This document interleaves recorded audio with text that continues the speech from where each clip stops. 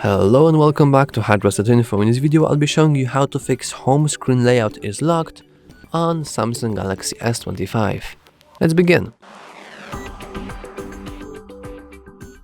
So as you can see currently, whenever I try to actually move my clock here, it cannot move. And if we pay attention and we move it again, we can see that our home screen layout is locked.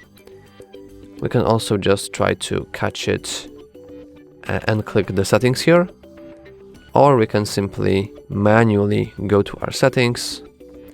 In here we can find home screen, and after scrolling it down a bit, we will see a lock screen home layout.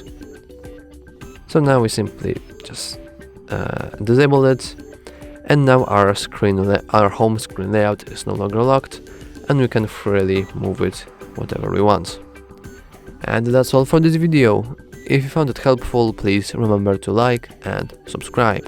Thanks for watching.